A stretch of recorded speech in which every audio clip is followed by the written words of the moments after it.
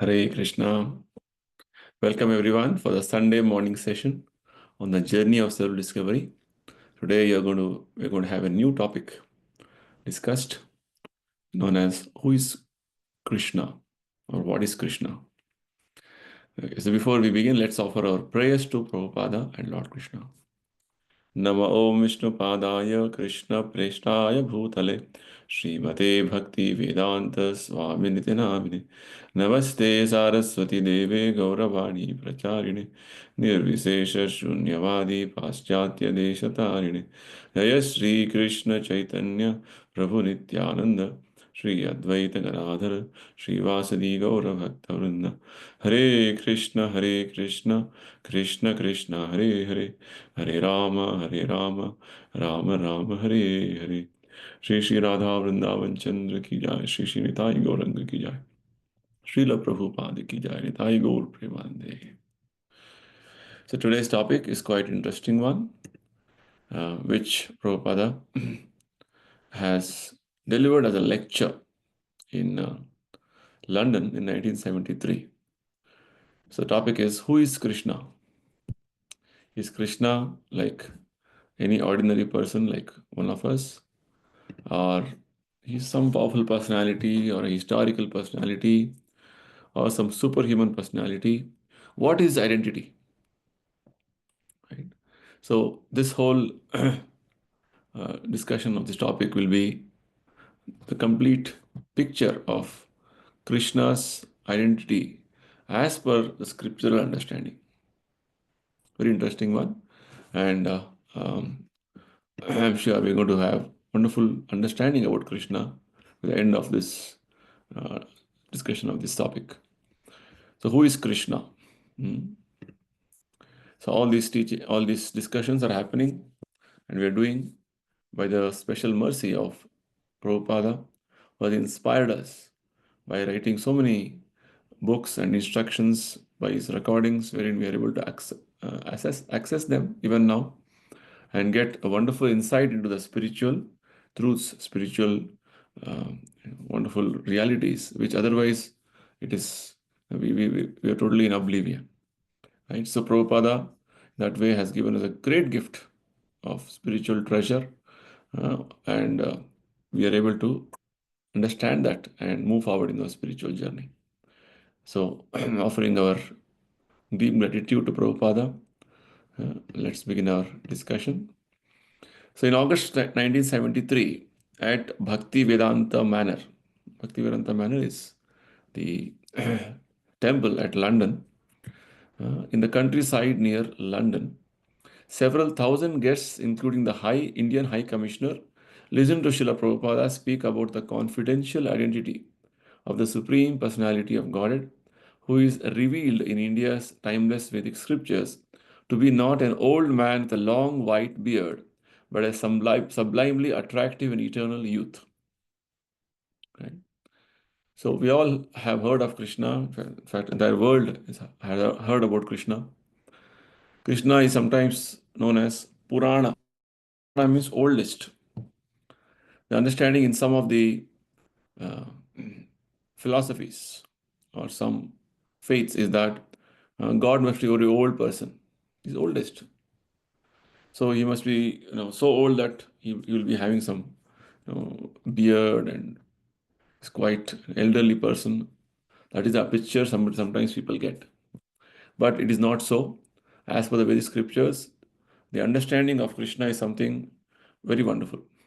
So let's hear from Prabhupada. So Prabhupada is talking to an audience, an august audience at the Bhaktivedanta Manor during the occasion of Janmashtami, Lord Krishna's appearance day or birthday, right? So there are dignitaries like Indian High Commissioner uh, uh, attending this event. So Prabhupada is addressing this august gathering and reveals some wonderful truths about Lord Krishna. So Prabhupada begins by telling that we're all deathless. Prabhupada in that way you can see, so respectful and recognizing every person's position, and in that way acknowledging them and properly positioning them. He begins his lecture by telling, Your Excellency, the High Commissioner, ladies and gentlemen, I thank you very much for your coming here and participating in this ceremony, Janmashtami, the advent of Lord Krishna.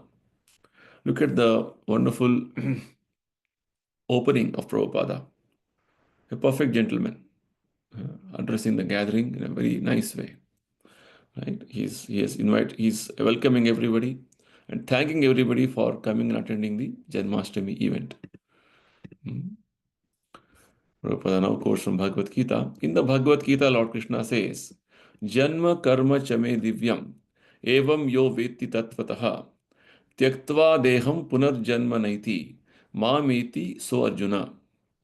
One who knows the transcendental nature of my appearance and activities does not, upon leaving the body, take his birth again in this material world, but attains my eternal abode, O Arjuna. That is a nice statement from Lord Krishna himself, giving us the assurance that we need not continue to go on in the cycle of birth and death, punarjanma, in this material world. Once we understand Krishna's birth, Krishna's activities, which are all divya. Divya means transcendental in nature, which are spiritual in nature. When we understand them in truth, in fact, then Krishna is assuring that our cycle of birth and death is going to stop and we are going to return back to spiritual world. We are going to return back to Him. Great assurance from Lord Krishna. So Prabhupada says, it is a fact that we can stop our repeated births and deaths, that is Punarjanma, and achieve the state of immortality. Right? So this aspect of immortality is something all of us are aspiring for. Nobody wants to die. Nobody wants to become diseased. Nobody wants to become old. But much against our wish, we are growing old. We do become diseased and we have to die one day. Means we have to leave this body one day. So Prabhupada is revealing the wonderful truth that yes, we can become deathless, we can reach the position of immortality as assured by Lord Krishna in the Bhagavad Gita. So it's a fact, Prabhupada says, it's a fact that we can stop our repeated births and deaths to achieve the state of immortality. But the modern civilization are great philosophers, great politicians, and great scientists. They have no idea that it is possible to attain the stage of Amrutattvam, immortality. It's a statement in the Vedas known as Mrutyoma Amrutam Gamaya. Mrutyoma means this world of mortal where everybody is subjected to die or subjected to take repeated birth and death. So Prabhupada is opening that wonderful aspect of knowledge, revealing that truth to us, that the Vedic scriptures do give us a direction, do guide us to move forward in the path of liberation or path of immortality. Whereas a modern civilization just boasting itself of having up-to-date scientific knowledge and advancements has no clue of this understanding, right? That's the very wonderful. Prabhupada is trying to expose the modern day defect. When great philosophers, great politicians, great scientists, no idea that it is possible to attain deathlessness or immortality. So Prabhupada is giving again a very affirming statement that we are all Amruta, deathless, immortal actually. As spirit souls, we are all eternal. In the Bhagavad Gita, it is said, Na jayate mriyate va kadachit. We living entities will never die and never take birth. There is one important aspect of Prabhupada's presentation of Vedic understanding is that he is uh, uh, elaborately quoting, frequently giving quotations from Vedic scriptures, Vedic statements. Veda is the authority wherein you have such truths revealed to us about our life about the reality of this world. So constantly giving references from Vedic scriptures is only going to substantiate the point what they're going to make. So Prabhupada, we can see always in his teachings, in his instructions, he is constantly giving references from Vedic scriptures because that is authoritative, authentic. Just like in a law court, when the advocates, the lawyers are arguing about a case, when they quote from the law books about the various laws and the previous references of some cases which was of similar nature, their case becomes very strong, right? So in the same line of thought, Prabhupada always used to say that we are always having our understanding from the Vedic literatures. The scriptural understanding is our basis. So the Bhagavad Gita very clearly Krishna mentions that we as living entities don't die and don't take birth. So what is dying and what is taking birth is actually our body. As actually spirit souls as entities, we don't die and we don't take birth. Further, Krishna says in the Bhagavad Gita, same verse, Ajo nitya shashvatoyam purano na hanyate hanyamani sharire. Every one of us, we are primeval and eternal, without beginning and without end. And after the annihilation of this body, we do not die. Very, very clear statement Krishna is making. Ajaha nityah shashvatah ayam purana. Right? We are we are unborn. We are eternal. We are without beginning. Right? In that way, so very, very clear statements Krishna is making. A clear understanding about our existence. Our body may die, and body may get annihilated, but we don't die. As living entities, as spirit souls, our existence is immortal. So, in that way, Prabhupada further explains. So, if we are immortal, right now, we are all identifying ourselves with the body and going on in this world. So, what is our actual identity? Hmm? But when the body is finished, we will have to accept another body. Because as spirit souls, we don't die. Our body becomes useless. As one more statement in Bhagavad Gita, Lord Krishna mentions, I am wearing one type of a shirt now. Right? When this shirt is old and torn, I will change it to a new shirt. Likewise, when this body becomes old and useless, I change the body. I get one more body. As per the arrangements Lord Krishna has made in this material world, known as laws of karma. Karmana daiva netrena. The statement in the scriptures which is mentioned that as per your actions, uh, uh, the material nature arranges you to get one more body under the direction of Krishna. Yes, see, wonderful arrangement. So we don't die, but we continue our journey of life in different bodies. That is the Bhagavad Gita's understanding, scriptural understanding. So when we leave this body, actually we accept one more body. Our life journey continues. So this is exactly what Krishna mentioned in the very beginning of Bhagavad Gita, in second chapter. Dehinosmin yatha dehe kaumaram yavvanam jara. Tatha dehantara praptir dhiras tatrana muhyati. As the embodied soul continuously passes in this body, from boyhood to youth to old age, the soul similarly passes into another body at death. A sober person is not bewildered by such a change. A very wonderful example Krishna gives here. In our present body, we can see that from the very point of our birth, we have been changing different bodies. As a baby body, as a child body, as a youth body, and old person's body. So we have been changing our bodies in this life also. So Lord Krishna's logic here is the soul is actually same personality. He is taking different bodies. Similarly, when this body becomes very old, uh, useless in one sense. It takes one more body at death, right? And a person who is intelligent, who is sober, he is not bewildered by such a change. Just like the parents don't become, um, say, they don't come in anxiety. Oh, my child has grown into a, youth, or my child has attained adulthood. No, they are happy rather child is growing. So like this, a sober person or a cool-headed person is not bewildered by such a change. Hmm.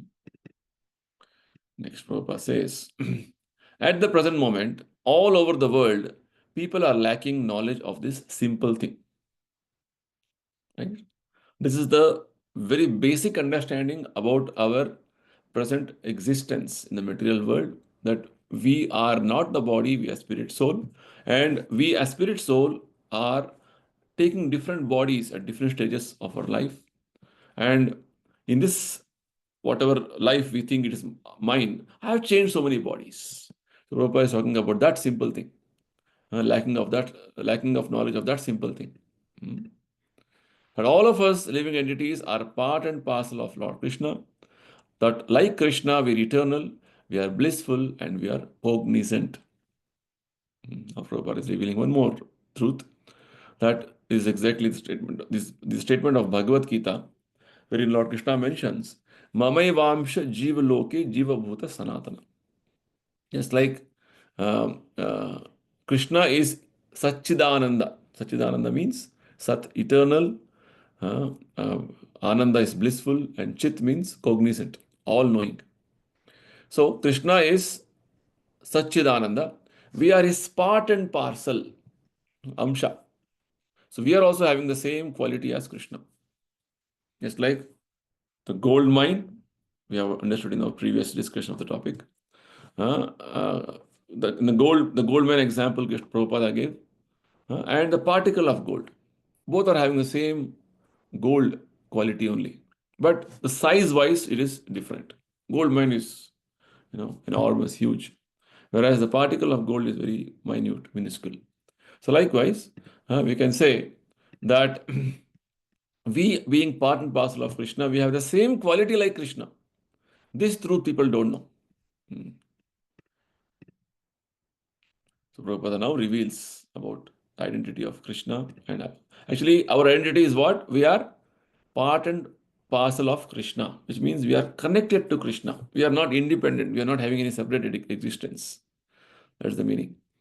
So further, about Krishna, who is this Krishna is explained in the scriptures, especially Lord Brahma explains in Brahma Samhita.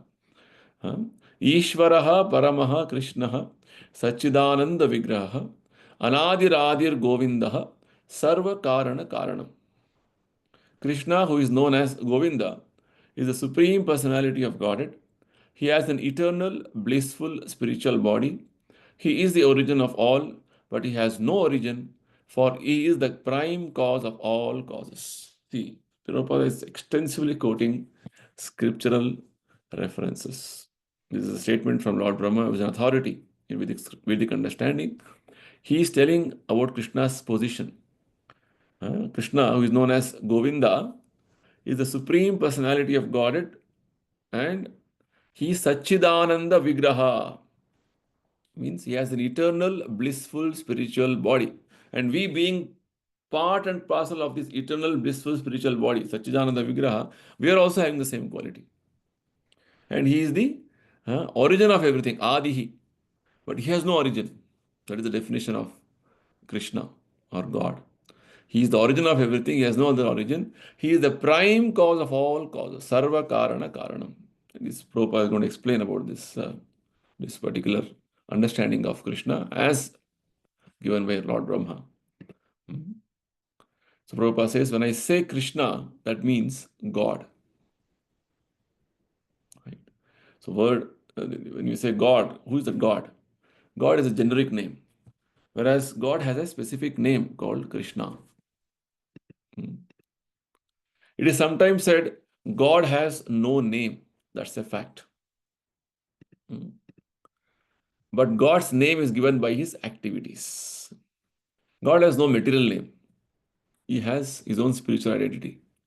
And his name is as per the activities he performs with his various devotees. For instance, Krishna accepted sonship to Maharaj Nanda and Yashoda Mai, and also to Vasudeva and Devaki.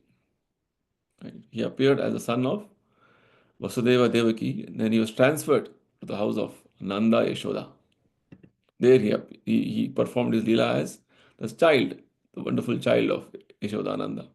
Of course, no one is actually the father or mother of Krishna, because Krishna is the original father of everyone.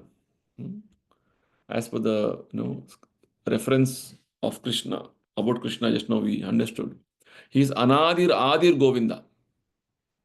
He is the origin of everything and he has no other origin, which means he is the source of all of us. He has no other source. But when it comes to performance of pastimes, Krishna accepts his devotees as his mother and father. In that role, they play that role of mother and father. That is a special feature of Krishna's Leela. His own devotees play different roles because they would like to relate with Krishna in that way. So far we have understood that we are, as living entities, are actually deathless. The modern civilization, the great philosophers, scientists, politicians are not aware of this important fact. And our identity is that we are part and parcel of Krishna. And who is this Krishna? Krishna is that personality who is Satchidananda Vigraha. He is eternal, all blissful, all knowing personality. And we are his part and parcel. And he accepts his devotees as his parents or his friends or different relations. He relates with them. So, further Prabhupada explains. But when Krishna comes here, when he makes his advent, he accepts certain exalted devotees as his father, as his mother. This is his pastime, or this is Leela. So Prabhupada further explains about Krishna's identity. Right? So when you want to understand about you are part and parcel of Krishna. And who is Krishna? That's what Prabhupada is explaining now. So what is Krishna's identity? Krishna is Adi Purusha and Navayavana. Still, Krishna is Adi Purusha, the original person. Even though he accepts his devotees as his parents, still his identity is what? He is Adi Purusha, the original person. He is the origin of everything. Sarva Karana Karanam. So if you say he is the original person, then he must be very old. This may be our next question. Prabhupada says no. He is also known as Navayavvanamcha. This description from Lord Brahma again. He is always a fresh youth. That is Krishna. Which means the conception of God, as per the Vedic understanding, is that God's one feature is that he never grows old like us. Which means we are all having material conditions of old age, disease, death. Whereas Krishna's existence is, he is always youthful. He is ever existing in that situation of all ever youthfulness. Nava Yavvanam, always a fresh youth. That is Krishna. These are all wonderful revelations from scriptures which Prabhupada is making for us. When Krishna was on the battlefield of Kurukshetra, we know there's a big battle happened. Mahabharata war it is called. He was just like a boy of 24 years or at most 20 years or 24 years, very youth, blooming youth, right? That is what he was looking like. But from the descriptions of scriptures, we understand at that time Krishna had great grandchildren. Right? He was more than 100 years at that time, at least from the earthly calculation. But he was looking like as though he was just 24. So Krishna is always a youth. These are the statements of the Vedic literatures. So Prabhupada is again confirming that what statements or what talks he's giving is all based on Vedic literatures. It's authentic. So Prabhupada now further explains what is the ultimate goal of education.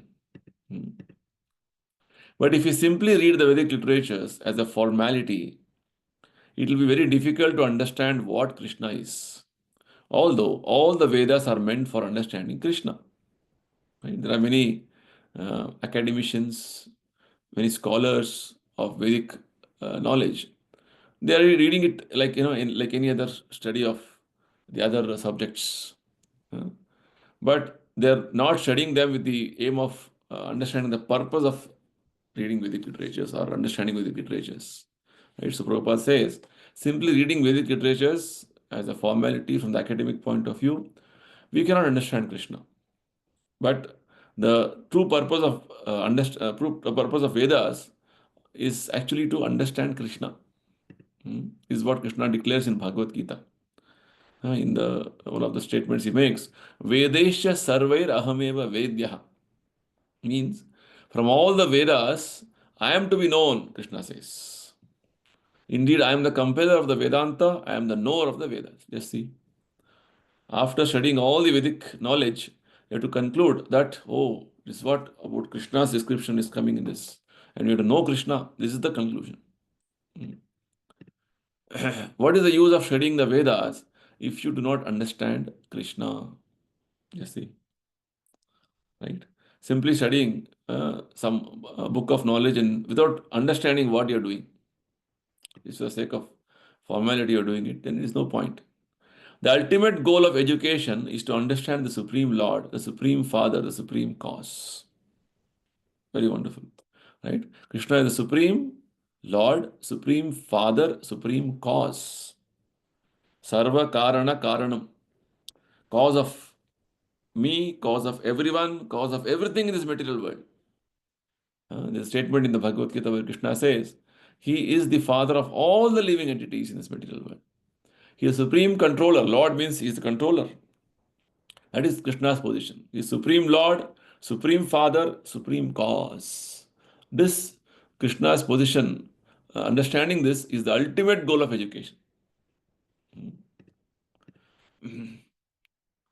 And further about Krishna's position, Prabhupada explains, the cause that has no cause is Govinda, Krishna. As it is said in the Vedanta Sutra, Athato Brahma Jignasa. Now, in the human form of life, is the time to discuss the supreme absolute truth, Brahman. So, in the human form of life, we are supposed to know about the spiritual existence of ourself and the supreme spiritual existence. And what is that Brahman? Janmadyasya yataha. Brahman is the one from whom everything emanates. So, this is the definition of Brahman. The source or the origin of everything. This is exactly what Krishna says in Bhagavad Gita. Aham sarvasya prabhavaha. I am the source of all material and spiritual manifestations. Whatever you are seeing, whatever you in your experience and beyond your experience, everything is coming from me. Everything should have a source, right? That source, Krishna says, I am. I am the supreme origin. I am the supreme cause, supreme Lord, supreme master. That way, these are statements in Bhagavad Gita directly made by Krishna. So, like this, a beautiful statement Prabhupada is trying to make and establish who is Krishna, right? And we actually have close connection with Krishna as part and parcel. So, science and philosophy mean finding out the ultimate cause of everything. In science, what do? We go on trying to researching and trying to find out, oh, what is the cause of this? Oh, this effect is because of this cause. Oh, this cause also is because of one more cause. It's actually an effect. Like this, we go on searching out the cause of this is this, the effect is because of this, and like this, we go on trying to find out the ultimate cause. Right? This is what science philosophy is trying to find out. And this we are getting from the Vedic literature that Krishna is Sarva Karana Karanam, the cause of all causes. The statement of Brahma, right, which we read just some time back. Sarva Karana Karanam means the cause of all causes, the ultimate cause. Prabhupada gives a nice example. Just try to understand. For instance, I am caused by my father. My father is caused by his father. He is caused by his father, who is caused by his, like this, we go on. So when you go to the original source, from everything has begun. Krishna is the cause of all causes. In this way, if you go on searching, then ultimately come to someone who is the cause that has no cause. Anadir Adir Govinda. Hmm. Anadir Adir Govinda. The cause that has no cause is Govinda, Krishna. Krishna is that cause who has no other cause.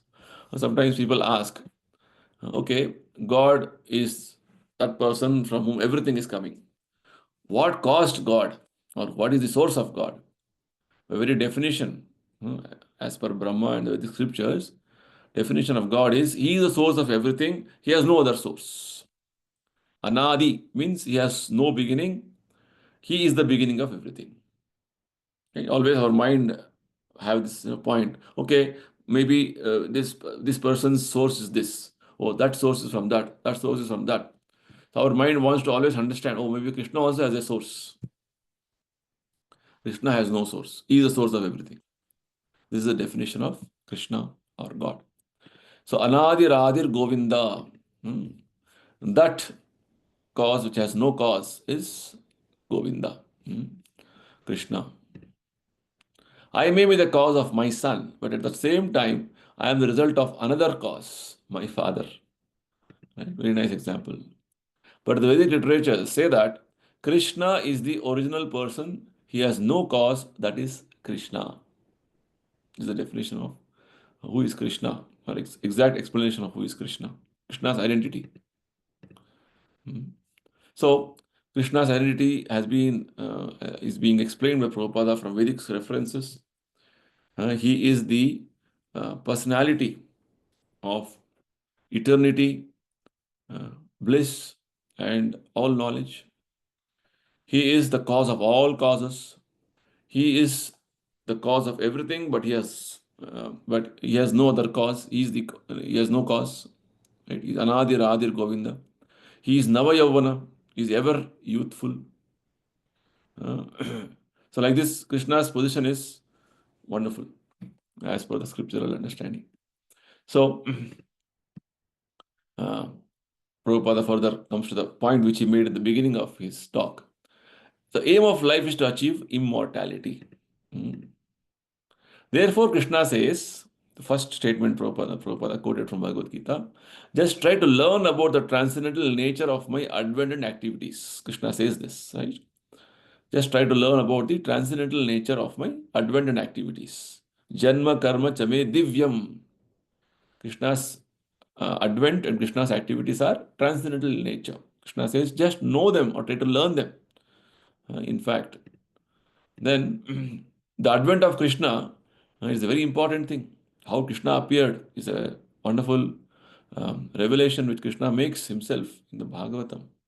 Right? Krishna did not appear like us, or rather, he was not born like us. Right? All these mysteries is explained in the scriptures. The advent of Krishna is a very important thing, Prabhupada says. We should try to understand Krishna, why he makes his advent, why he comes down to this material world, and what his business is, what his activities are. Right? Always in the ordinary course of our activities, we're trying to understand about different people around us. Right? Maybe a very big celebrity or a powerful, prime minister or president. What did he say? What is his life? What are his ideals? Always, if you see, we are trying to study about people around us, some influential people, some good people or great people, whom we consider as ideal for us, and try to imbibe values from their lives. So, whereas Krishna is that personality who is the source of every other personality. Even the great, powerful personality, or knowledgeable personality, or a very beautiful personality, whoever it is, all of them have originated from Krishna. So, how much more knowledgeable, how much more beautiful, how much more powerful, how much more wealthy Krishna must be? This should be our point of consideration. So, Prabhupada is trying to explained to us, as a human being, it is our responsibility to understand the different aspects of Krishna. Try to understand Krishna, why he advents, why he appears, why he comes down to this material world, what his business is, what his activities are. If we simply try to understand Krishna, then what will be the result? The result will be Tyaktva deham punarjanma naiti mameti so Arjuna. We will get immortality. Yes, see. This is the result we are going to get when we simply try to understand Krishna. See, such a wonderful opportunity for us. Otherwise, generally speaking, we all are sort of a conditioned to think, okay, we have to die one day. After death, what? Nobody knows. But Krishna is revealing a wonderful aspect about our existence, which all of us are aspiring heart of heart. I don't want to die, but I am forced to die. So how to become deathless, how to become immortal? Krishna is telling, just know about Krishna. Why did he appear? When he comes, what all activities he does, and what are his different various other interactions with his devotees. All these aspects, when you come to know, Krishna says, after you finish this life, you will not take one more birth, no punarjanma. Otherwise, this punarjanma cycle of birth and death goes on. Punarapi jananam, punarapi maranam. It is going on in our life. The aim of life is amritatvaya kalpate, to achieve immortality. Right? Prabhupada made this statement earlier also in the beginning of his talk. Amrita, mrityoma amritam gamaya. From this world of mortality, you have to go to the world of immortality. So today, on the advent of Krishna, we shall try to understand the philosophy of Krishna. So Prabhupada now explained Krishna's identity. Who is Krishna? Krishna is God. He is that person, supreme person, is supreme controller, supreme master. He is the supreme father, right? And he is the source of everything. He has no other source. So many wonderful definitions of who Krishna is. So Prabhupada now going to explain the philosophy of Krishna further. So next, Prabhupada explains, and as one more side topic, how to achieve peace in the world. Because before Prabhupada spoke, it looks like the Indian High Commissioner spoke. His Excellency was speaking of peace. The peace formula is given in the Bhagavad Gita, spoken by Krishna. What is that? Bhoktaram yagnatapasam sarvaloka maheshwaram suhridam sarvabhutanam jnatva mam shantim richati. A person in full consciousness of me, who? Krishna started talking this, knowing me to be the ultimate beneficiary of all sacrifices and austerities, the supreme lord of all planets and demigods, and the benefactor and well-wisher of all living entities, attains peace from the pangs of material miseries. The statement in Bhagavad Gita, wherein Krishna is giving the peace formula. Understanding Krishna's position, just now understood that Krishna is the supreme cause, supreme master, supreme lord, supreme father. Right? So this is Krishna's position. So Krishna is telling that I am actually the beneficiary of all the different activities, sacrifices you do. I am the bhokta. Bhokta means enjoyer. Right now, anything we do, we want to enjoy the result of the activity. But actually, all these activities are happening under the Krishna's direction and in his world, right? In a company, organization, right? The employees do work for the benefit of the owner. Right? If each one thinks, oh, I'll work for myself, then you are not a proper fit in that organization, in that company. Right? Likewise, Krishna's kingdom it is. Krishna's world, the whole world is Krishna's. So he is the ultimate enjoyer. Krishna says that this is a fact.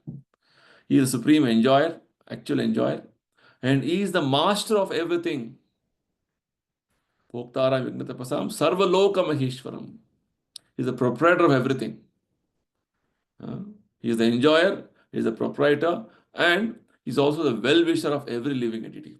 Not that Krishna's only position is to enjoy and make a show of his ownership. No, he is maintaining every living entity accordingly, appropriately. This is Krishna's position. Right?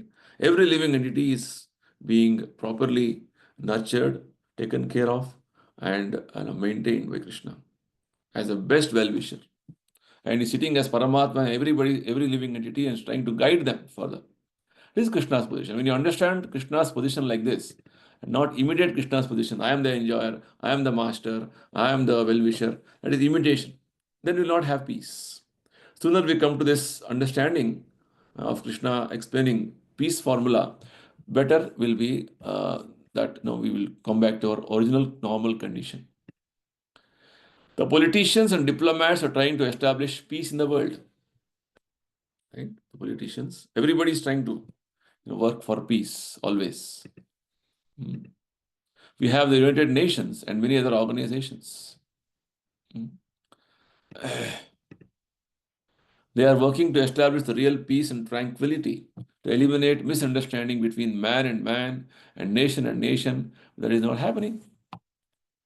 Yeah. So many endeavors, efforts there was League of Nations when the First World War broke out, after the First World War. But very soon that League of Nations was of no use and there was one more World War, Second World War. And United Nations was formed after. But even after that, so many wars, small and big, are going on, even now. Right? So there is an effort, endeavor to have peace in the world. But there is no peace. Why is it so? Prabhupada explains. Prabhupada says, the defect is that the root is wrong. Everyone is thinking, it is my country, it is my family, it is my society, it is my property. You see? Everybody is claiming proprietorship and claiming the sense of being the enjoyer. My country, so I have to enjoy. My family. Right? In the recent, just few days ago, the new American president who took oath, the way the statements he has made is very much, is reflecting the topics which we are discussing today, right? It's my country, my people. I'll make my country great. Right? This is the way people talk. So it is my property, my society. So it is all I, me, and mine. This my is illusion. In the Vedic literatures, it is said, Janasya mohoyam aham mameti. This I and my philosophy is Maya, illusion. When Krishna said very clearly that he is the proprietor of everything, he is the enjoyer of everything, if you claim false proprietorship, false enjoyership, that is foolishness. That's what Prabhupada is telling in the scriptures. Aham mameti janasya mohoyam. It is all illusion. Out of illusion, you are just simply telling, I am the enjoyer. Actually, it is Krishna's. Lord Krishna is the supreme proprietor. He is the owner. And he has given you facilities to live and enjoy as much as you deserve. But you want to claim, no, it is mine, I don't recognize God. That is wrong. Right? See how nicely we can see things happening around us, when the current events in the light of scripture so wonderfully from Prabhupada's teachings. Right now the concept is what? I, me and mine. I and my. Aham mama. So Prabhupada explains how we can get rid of this conception of I and mine. Krishna's formula to become his devotee. Krishna gives a formula. So if you want to get out of this Maya, this illusion, then you have to accept Krishna's formula. Krishna has given us a formula. Otherwise, you will be always entangled in this, in this understanding, and always have this conception that, oh, is my land, my body. So basically, Prabhupada want to tell us that as long as you are in this conception of I am the body and its bodily connections are mine, This land is mine. This understanding that limiting yourself to I and mine, I, me, and mine, then this is actually going to become an entanglement for you. This is an illusion. You have to come out of this illusion. And Krishna gives a formula how to come out of this illusion in Bhagavad Gita. Prabhupada quotes, Mam eva ye prapadyante mayam etam tarantite. Whoever surrenders to Krishna can easily cross beyond all illusion. This is the formula Krishna gives. We have to surrender to Krishna. Because right now, we are thinking that we are independent. The part and parcel is thinking I'm independent, just like your hand thinks I'm independent, I'm not connected to body. Then it is of, no, it is revolting against your body. Likewise, so sooner the hand is understanding I'm part of this body and I have to serve the body, that is his proper position. Similarly, we surrender to Krishna, then we can easily cross beyond all illusion. Krishna's philosophy, it is Krishna's statement in Bhagavad Gita. If you want to cross over this Maya illusion, easy way is to surrender to Krishna. Everything is there in the Bhagavad Gita for our guidance. All these teachings, whatever Prabhupada is talking, Prabhupada says it is all in Bhagavad Gita. We just have to take guidance from Bhagavad Gita. If we accept the philosophy of the Bhagavad Gita as it is, everything is there. Peace is there, prosperity is there. Right? We do not look for peace elsewhere or, oh, I want to be more prosperous. No. Just focus your attention on Krishna. Krishna will give everything. It's exactly what, towards the end, as a conclusion, Sanjaya in the Bhagavad Gita says, Yatra Yogeshwara Krishna, Yatra Partha Dhanudhara, Tatra Sri Vijayo Bhutir, Dhruva Nitir Matir Mama. Wherever there is Yogeshwara Krishna, master of all mystics, and wherever there is the great archer, Arjuna, his pure devotee, there is definitely all the opulence. Sri Vijaya, there is all prosperity, there is all victory, there is all morality. This is my opinion, Sanjaya says, concludes. You see. So this is what the scriptures are telling us. Krishna is known as Madhava, the husband of the goddess of fortune. So wherever Krishna is there, everything is there. So the whole Vedic civilization was centered around Krishna's devotion. Surrender means devotion to Krishna. Accepting the philosophy of Bhagavad Gita. This is called surrender. Unfortunately, we do not accept it or we misinterpret it. That is our misfortune. People, there are two categories. One is outright don't accept it. Oh, we don't believe. Another one is, oh, we believe, but we have our own meaning of what Krishna says. That is called misinterpretation. That is our, Krishna Prabhupada says, our misfortune, present situation. Very clearly, Krishna explains in the Bhagavad Gita, Man mana bhava mad bhakto madhyaji mam namaskuru. Always think of me, become my devotee, worship me, and offer obeisances unto me. This is what Krishna says. Very clearly. Always think of me, become my devotee, offer your worship to me, and offer obeisances to me. So Prabhupada asks, is it very difficult to? Is it a very difficult task? Prabhupada is pointing out to Krishna's deity, because all of them have come to the temple of Lord Krishna there. He's showing he is Krishna's deity. If you think of this deity, is it very difficult? That's what Krishna says. Man mana bhava means you think of me. You think of this deity of Krishna. Is it difficult? No, not difficult. You come into the temple and just as a devotee would do, you offer your respect to the deity. As far as possible, try to worship the deity. And that's what Prabhupada has taught us. You establish temple, have deity worship there, Krishna worship there, offer your respect to Krishna. This is what Krishna expects from us. This, if you do, we are surrendering to Krishna, and you surrender to Krishna, then you're out of Maya. Out of Maya means you're out of this material world. You're liberated. Just see, such a wonderful philosophy. Krishna does not want your property. Krishna is open to the poorest man for being worshipped. Prabhupada says, okay, only if you have temple, deity worship, all these things, then the person can surrender to Krishna? Prabhupada says no. Prabhupada says he does not want your property also. Even the poorest man can worship Krishna. How? What is he asking? He says, Patram Pushpam Phalam Toyam Yo Me Bhaktya Prayachati. Again, Krishna's statement in Bhagavad Gita. With devotion, if a person offers me a little leaf, a little fruit, a little water, I accept it. He's asking Patram means little leaf, little fruit, Phalam, Pushpam, little flower, little water, Toyam. That's all. With devotion, you offer it. Krishna says, I accept it. Krishna is not hungry.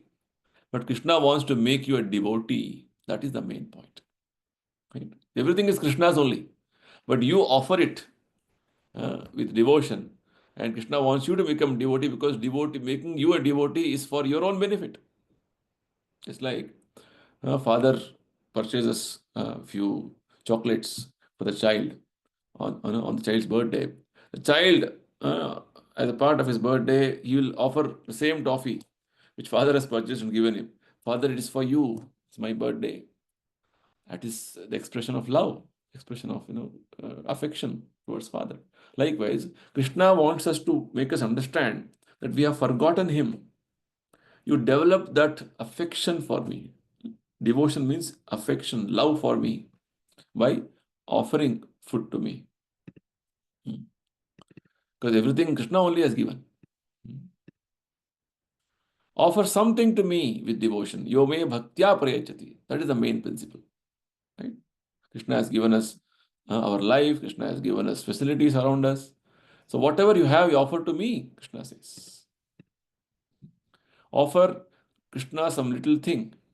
Krishna is not hungry. Krishna is providing food to everyone. Right? He's already maintaining everyone. He is the father of everyone. There are so many animals living in cities everywhere. Krishna is maintaining them. But Krishna wants your love, your devotion. Therefore, he is begging a little water or fruit or a flower. He is begging actually, Prabhupada says. For our own benefit, he is begging. In this way, man mana bhava mad bhakta, you can think of Krishna and become his devotee. What does Krishna say in Bhagavad Gita? What I should do? This is called thinking. Right? Think of Krishna and becoming his devotee. So, we will continue some more things in this discussion. So meanwhile, because this session we have recorded and telecasting, so I'll not be able to take questions immediately. So you can post your questions in the YouTube section, comment section, and we will answer them appropriately accordingly. We will meet you again next week. So until then, thank you everybody. Hare Krishna.